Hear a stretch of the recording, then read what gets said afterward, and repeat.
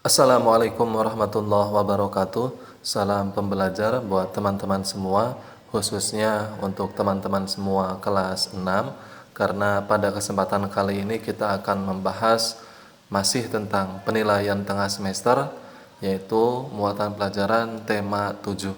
Untuk kelas 6, silakan di-share video ini sebanyak mungkin ke grup WhatsApp-nya, ke grup WhatsApp apa saja, baik itu grup WhatsApp sekolah, kelasnya, atau apa saja, agar yang lain bisa ikut belajar di channel YouTube High Instinct. Oke, sekarang kita langsung ke soal pembahasan nomor 1. Nah, di nomor 1 ini kita masuk ke PPKN ya. Membina kerukunan hidup di antara sesama umat beragama dan kepercayaan terhadap Tuhan Yang Maha Esa merupakan contoh nilai-nilai Pancasila yang terkandung dalam sila titik-titik. Nah, di sini ada kata kunci, yaitu terhadap Tuhan Yang Maha Esa. Maka ketika ada soal seperti ini, ya ditanyakan tentang Pancasila, nilai-nilai Pancasila, kita lihat isinya. Kalau membahas tentang keagamaan, kerukunan hidup beragama, ya, kemudian tentang ketuhanan, ibadah, itu semua diatur dalam Pancasila nomor 1. Maka di sini, karena di sini tentang ketuhanan Yang Maha Esa dalam hal beragama, maka ini adalah contoh nilai-nilai Pancasila sila pertama atau sila ke-1, ketuhanan Yang Maha Esa. Jadi jawabannya adalah B, ya. Oke, sekarang kita lanjut ke soal berikutnya nomor 2. Di bawah ini contoh nilai-nilai yang terkandung dalam sila keempat Pancasila adalah titik-titik. Sila keempat itu tentang apa? Salah satunya sila keempat itu di dalamnya adalah tentang musyawarah atau mufakat, kerakyatan yang dipimpin oleh hikmat, kebijaksanaan dalam permusyawaratan perwakilan. Maka di mana yang ada tentang musyawarah, yaitu jawaban yang A. Nah, ya, ini tentang musyawarah, menghormati dan menjunjung tinggi setiap keputusan yang dicapai sebagai hasil musyawarah. Jadi ketika ada tentang musyawarah, tentang mufakat, ya, tentang pengambilan keputusan, nah itu adalah sila keempat. Ya, jadi jawabannya adalah A. Kalau yang D, di situ ada kata musyawarah, Pak. Tapi ini bukan jawabannya, mengutamakan ego. Nah, salah, jelas. Ya. Sedangkan dalam bermusyawarah itu ya harus mengambil keputusan dengan bijaksana, harus dengan hasil musyawarah, bukan mengutamakan ego. Berarti yang D salah, yang C juga salah, ya. Nah, ini tidak bertanggung jawab, salah, dan yang B juga salah, ya. Jadi jawabannya A. Oke, sekarang kita lanjut ke soal nomor 3. Di bawah ini nilai yang terkandung dalam sila kedua Pancasila yang benar kecuali. Nah, berarti harus mencari nilainya yang salah, karena di sini kecuali, ya. Kalau tidak ada kata kecualinya, nah berarti kita cari yang benarnya. Tapi di sini kan kecuali, berarti mana nilai yang tidak sesuai dengan Pancasila sila kedua.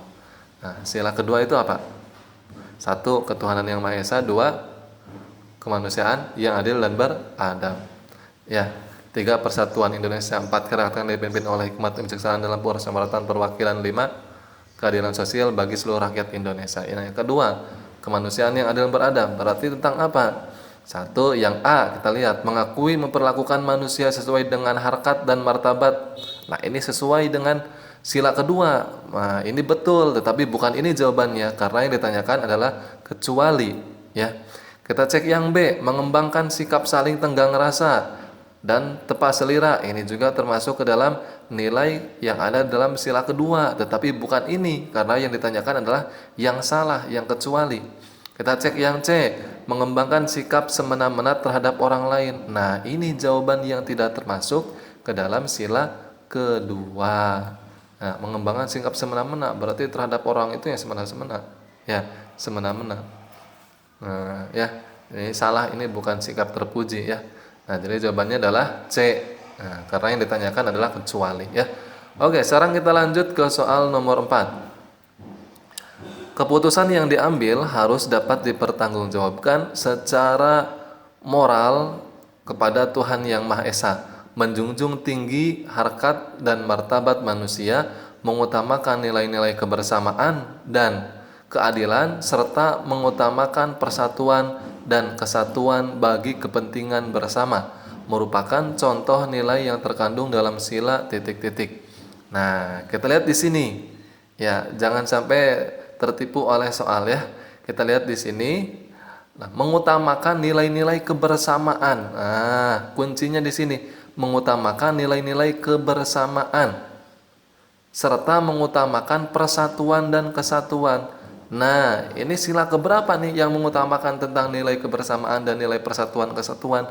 Tentu ini adalah nilai yang terkandung dalam Pancasila, sila ketiga, yaitu Persatuan Indonesia. Jadi jawabannya adalah C ya. Jawabannya C. Oke, sekarang kita lanjut ke soal berikutnya nomor 5. Gotong royong dan semangat kekeluargaan merupakan pengamalan nilai-nilai yang terkandung dalam sila Pancasila titik-titik. Gotong royong dan semangat kekeluargaan ini tentang rukun Pancasila nomor berapa? Nah, ini erat kaitannya dengan keadilan sosial bagi seluruh rakyat Indonesia. Ini adalah erat kaitannya dengan Pancasila sila kelima. Ya. Nah, jadi jawabannya adalah A, sila kelima. Ya. Oke, sekarang kita langsung ke soal berikutnya. Nomor 6 ya, bahasa Indonesia. Nah, kita masuk ke bahasa Indonesia. Titik. Nah, ini berarti ada yang harus diisi di awal ini. Selanjutnya, pada kesempatan yang berbahagia ini, sebagai ketua kelas terpilih, saya ingin mengajak teman-teman untuk menjaga kerukunan. Dengan demikian, segala kegiatan-kegiatan belajar mengajar dapat berjalan lancar. Nah, ini pidato ya. Nah, ini kalimat pembuka yang tepat untuk mengawali isi pidato di atas adalah, nah ini tidak lengkapnya di sini, kita kira-kira apa nih? Ya, kira-kira apa nih? Oke, sekarang kita cek yang A. Pertama-tama saya mengucapkan terima kasih dan merasa bangga. Apakah ini tepat sebagai kalimat pembuka? Tidak tepat. Ya, kenapa tidak tepat? Walaupun kita menjadi ketua kelas ataupun terpilih sebagai ketua kelas, tidak pantas adanya bahasa merasa bangga ini. Ini salah, ya. Seharusnya jangan menggunakan merasa bangga, ya. Nah, berarti jawabannya bukan yang A ya. Kita cek yang B.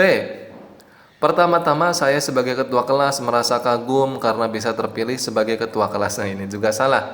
Ya, pokoknya jangan ada kata istilah membanggakan diri. Ya, ini kagum itu kan sama saja. Ya. Berarti jawabannya bukan yang B ya. Kita cek yang C. Pertama-tama saya mengucapkan terima kasih atas kepercayaan teman-teman kepada saya. Nah, ini termasuk boleh seperti ini ya. Jadi ketika kita mengucapkan atau menyampaikan sesuatu di depan umum karena terpilih, satu yang paling penting itu adalah mengucapkan terima kasih atas kepercayaan orang yang diberikan kepada kita sehingga kita terpilih. Nah, ini masuk yang C. Kita cek yang D. Pertama-tama saya sebagai ketua kelas menyampaikan bahwa kelas kita harus menang dan lomba cerdas. Oh, ini ya salah, bukan ini ya. Ini belum dibahas tentang masalah lomba. Ya, jadi jawaban yang paling tepat itu adalah jawaban yang C. Jadi ketika kita terpilih dalam hal apa saja, maka yang paling pertama yang harus kita sampaikan adalah rasa terima kasih atas kepercayaan mereka. Ya, jadi jawabannya adalah C. Oke, sekarang kita lanjut ke soal berikutnya nomor 7.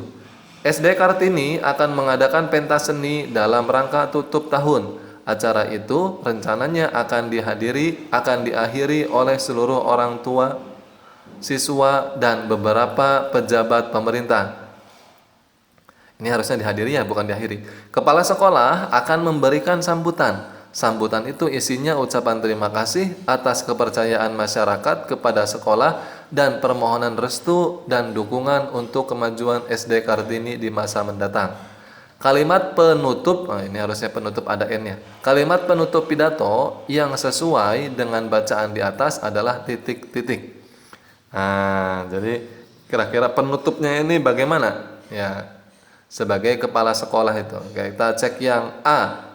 Kemajuan sekolah ini tentu tidak lepas dari bantuan dan dukungan dari seluruh orang tua dan masyarakat.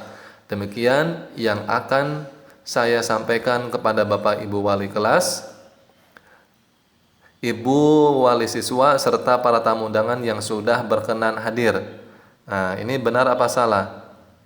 Nah, ini di sininya ada rancu dengan kata ini ya, demikian yang akan saya sampaikan, padahal sudah jelas tadi sudah disampaikan ya.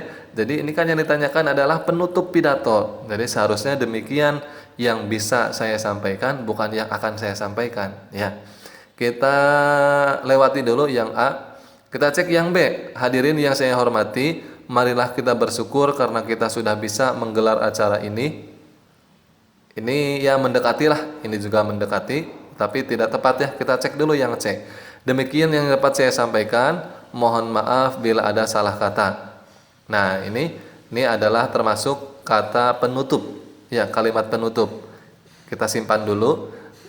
Yang D, pertama-tama marilah kita, ini sudah jelas salah. Nah, yang tepat berarti yang mana? Yang tepat itu adalah yang C.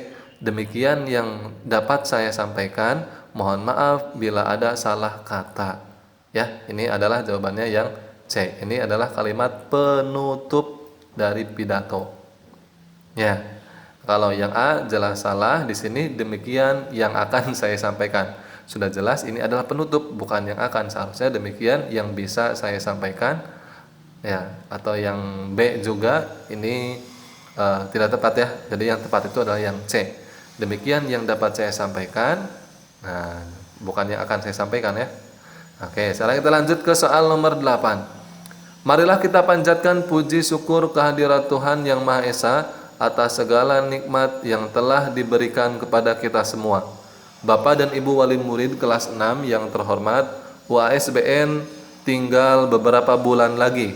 Untuk itu, kerjasama dari Bapak dan Ibu sangat diharapkan.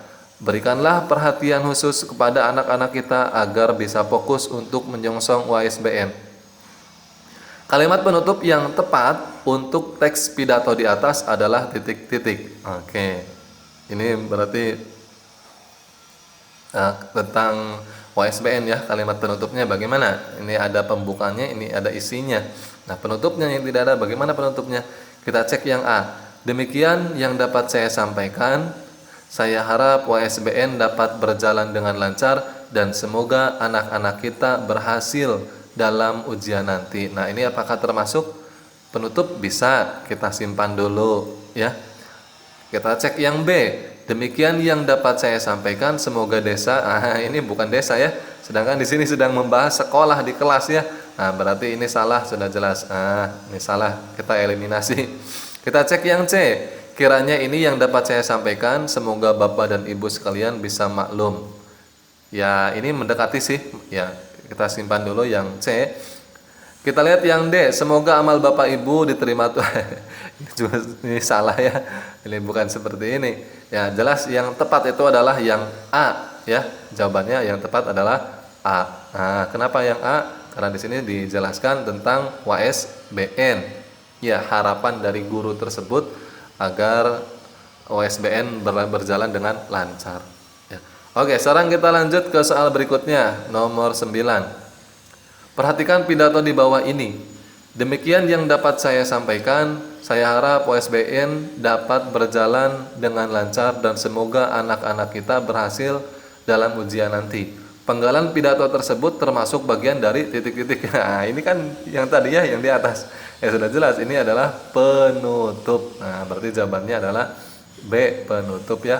Jawabannya B, penutup. Jawabannya ada di atas. Oke, tidak apa-apa. Kita lanjut ke soal nomor 10. Inti pada pidato berisi tentang titik-titik. Nah, inti pada pidato itu berisi tentang apa? Nah, isinya berarti ya pada pidato itu tentang apa? Kita cek yang A. Cek yang A ya.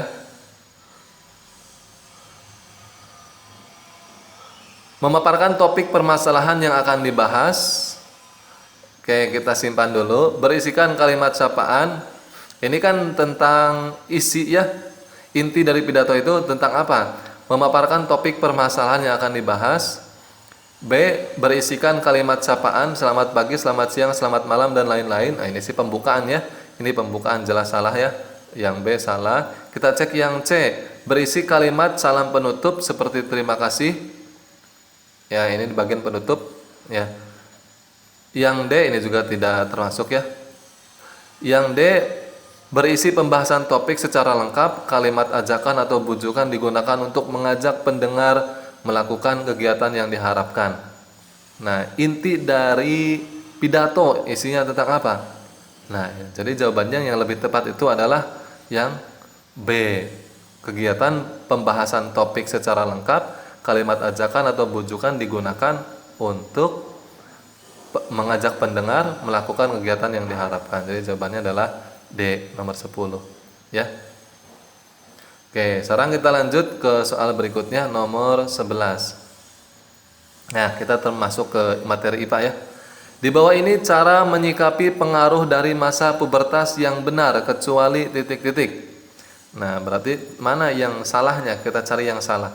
Menjaga kesehatan dengan memilih makanan yang sehat dan berolahraga. Ini termasuk menjaga masa pubertas ya.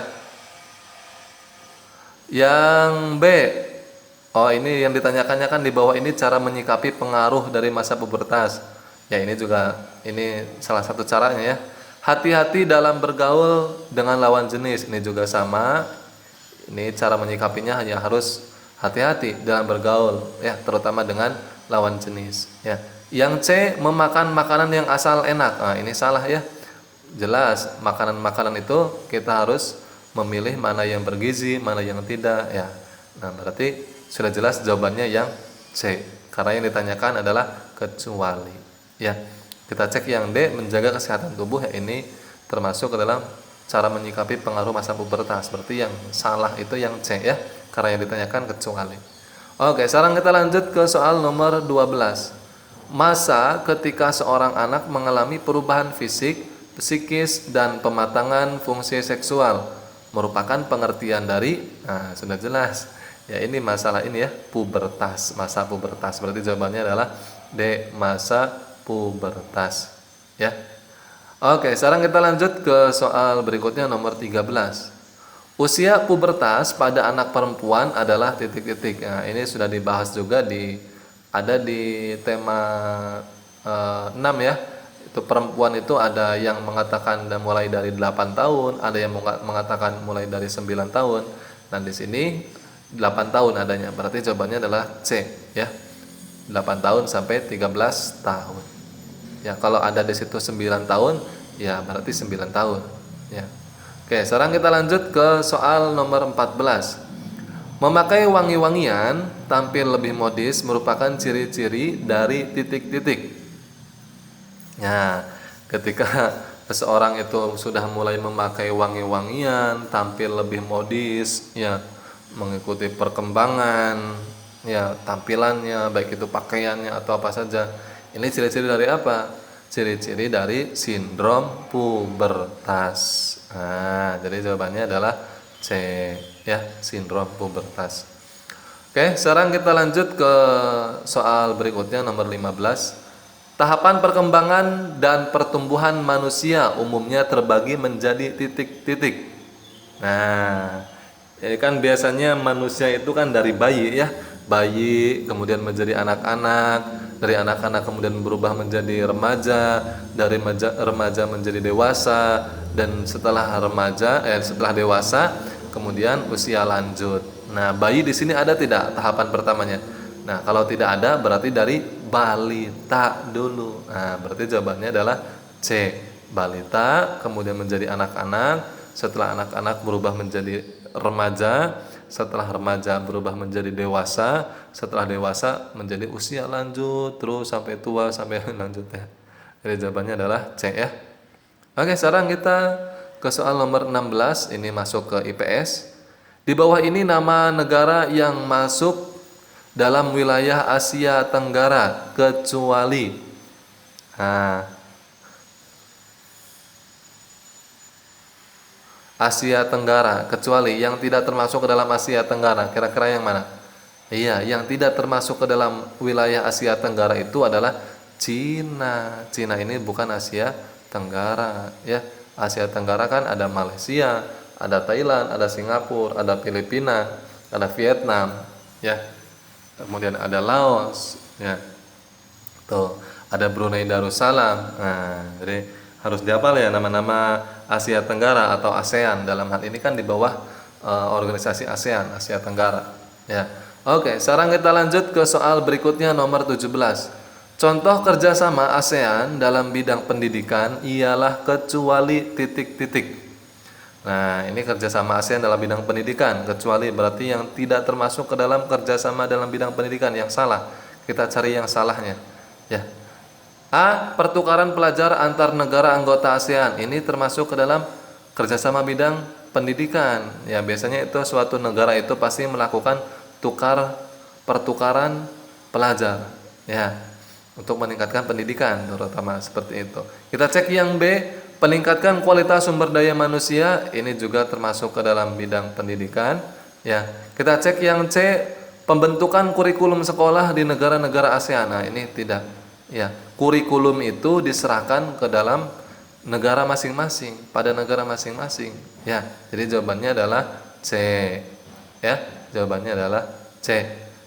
Nah, kalau yang D, pertukaran kunjungan antar seniman ASEAN. Nah, ini juga termasuk ke dalam bidang pendidikan, juga sosial juga masuk, soal budaya masuk, ya. Oke, sekarang kita lanjut ke soal berikutnya nomor 18. Di bawah ini posisi Indonesia di ASEAN yaitu sesuai kecuali titik-titik. Oke, sekarang kita cek. Yang A, sebagai tuan rumah penyelenggara konferensi tingkat tinggi KTT ASEAN. Iya, betul, ya. B, menjadi pemimpin ASEAN pada tahun 2006. Bukan, ya, bukan Indonesia pada tahun 2006, ya.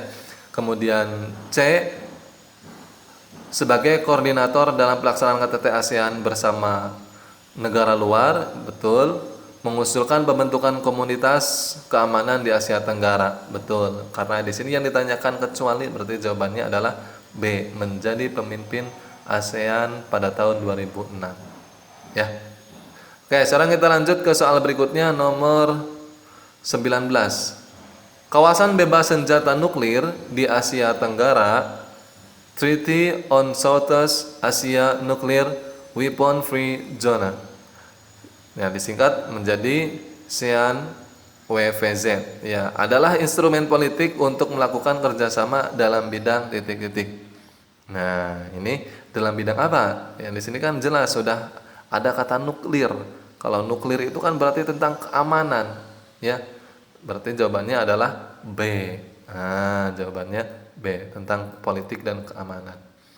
Oke, sekarang kita lanjut ke soal berikutnya nomor 20. Di bawah ini contoh kerjasama nyata dalam bidang sosial budaya negara-negara ASEAN kecuali titik-titik. A. Pertukaran kunjungan antar seniman ASEAN. Ini termasuk ke dalam sosial budaya, ya. B. Pertukaran berita dan penyiaran informasi mengenai ASEAN melalui televisi dan radio. Ini juga termasuk ke dalam sosial budaya. C. Ikut mendorong penguatan kerjasama keamanan maritim. Nah, ini bukan, ya. Ini dalam hal keamanan, ya, dalam hal keamanan. Berarti ini bukan sosial budaya, ya. Kita cek yang D, penyelenggaraan pesta olahraga SEA Games setiap 2 tahun sekali. Ini termasuk sosial budaya juga, olahraga juga termasuk, ya. Nah, berarti yang tidak termasuk ini karena yang ditanyakan kecuali yang bukan dalam bidang sosial budaya adalah yang C. Ya, C.